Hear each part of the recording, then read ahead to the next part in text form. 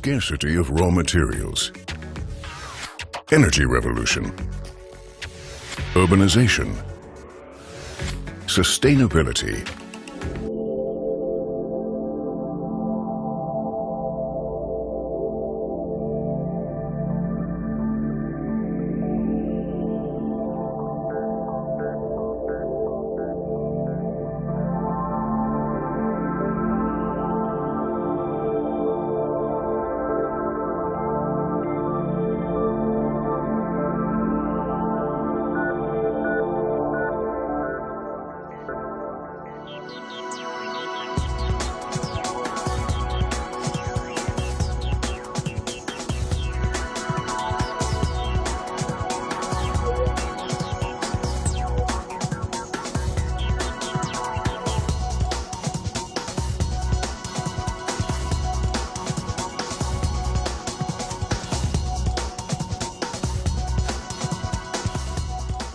The electrification of the powertrain offers numerous interim solutions that contribute towards reducing CO2 emissions and fuel consumption.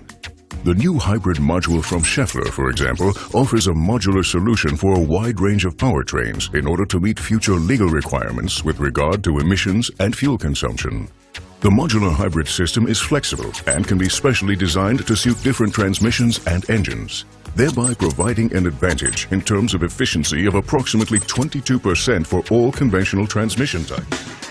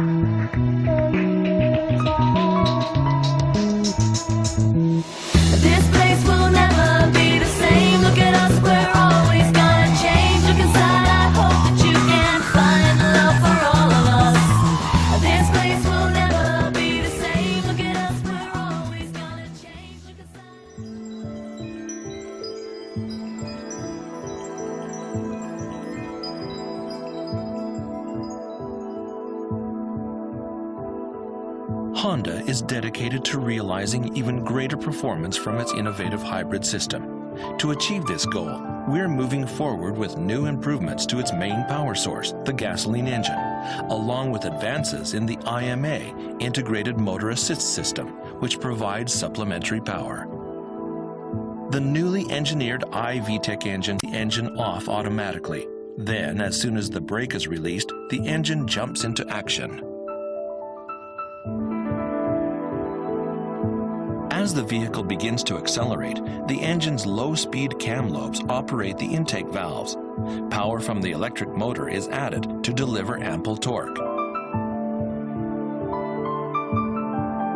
Under rapid acceleration, the high-speed cam lobes take over, boosting the engine's power output.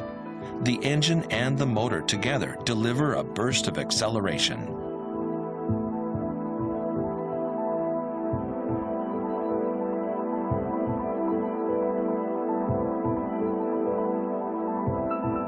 When cruising at low speeds, the engine's combustion stops and the electric motor takes over. The engine's valves remain closed and the cylinders sealed to prevent the resistance and pumping losses that occur during engine aspiration.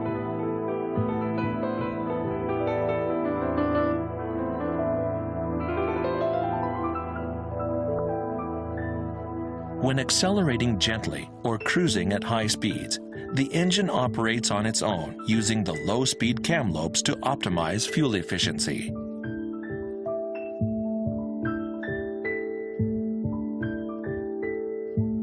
When the vehicle is decelerating, engine combustion ceases and the valves remain closed.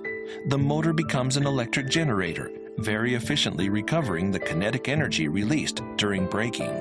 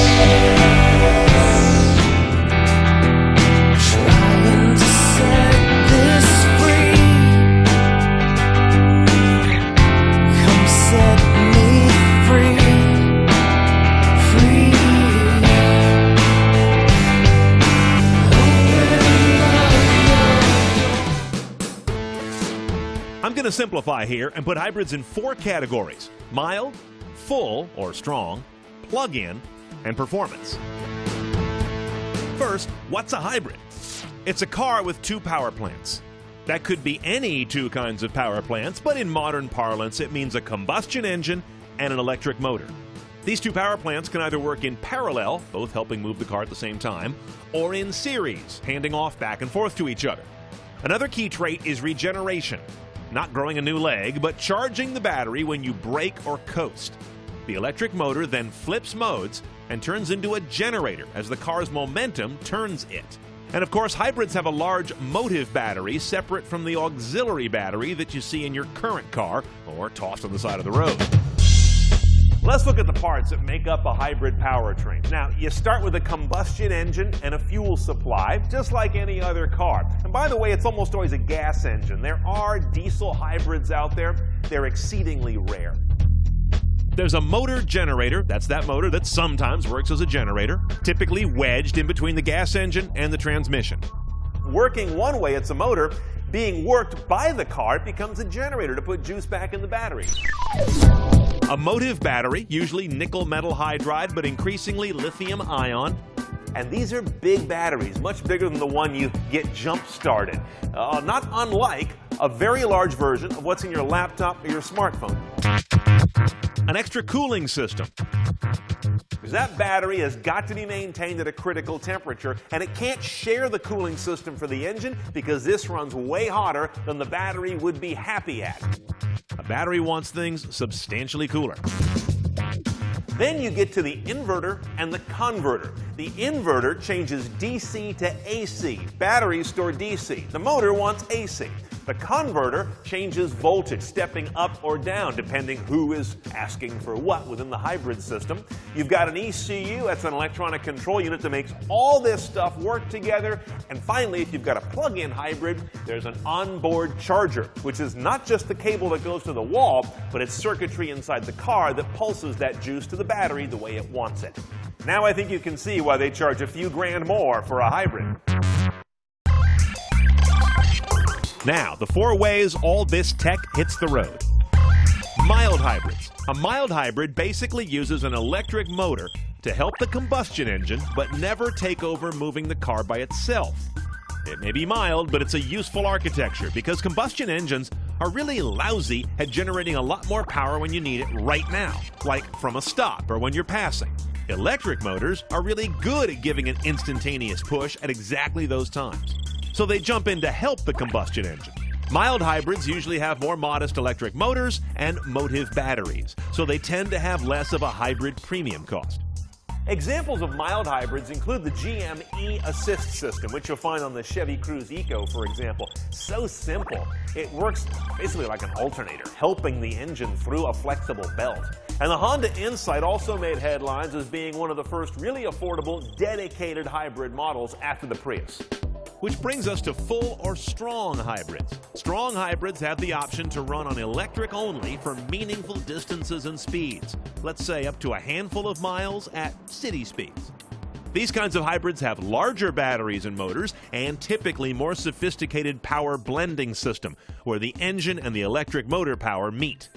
And when you talk about full hybrids, you're talking about the sweet spot of the market. That, of course, brings you to the Prius, now available in 3 variants. It's a family unto itself, and it pretty much outsells all other hybrids combined. But also cars like the Ford Fusion and other mainstream models that now offer highly efficient hybrid variants that are getting some market traction. So what's a plug-in hybrid? A plug-in, as the name suggests, can be plugged in. That allows it to use a larger battery pack than even a strong hybrid, larger than regeneration alone could ever sustain. So plug-ins are sort of stronger hybrids, offering up to tens of miles of electric range at up to highway speeds. You may not use gas at all for your commute if you just plug in daily. Now, when it comes to plug-in hybrids, the best known and the best selling is the Chevy Volt, which, by the way, is also a range extender, kind of a corollary or an adjunct to hybrids. If you want to learn about that, go see all about it in episode 4 of CNET on Cars. Another well-known but very new plug-in hybrid is the Ford C-Max Energy. That is the plug-in version of a car that's also available as a non-plug-in hybrid. Now, what about performance hybrids? Hybrids aren't all for tree hugging. Some are for curve hugging. Unlike gas engines, electric motors deliver all of their torque from 1 RPM instead of having to rev up to peak power. And torque is what makes accelerating fun. So by biasing a hybrid power system toward that aim, you can get tremendous acceleration as well as decent MPG. For example, when the Lexus GS Hybrid came out, it actually had worse highway MPG than the conventional V6, yet it was as fast as the V8. Now, when it comes to performance hybrids, this gets into a matter of some interpretation. But I definitely think of the Lexus GS Hybrid as one that was among the first to say electric is fast, not just efficient. And also Porsche's 918. This car is going to have nearly 900 horsepower, but they won't all come from its V8. Almost 300 will come from its electric motors.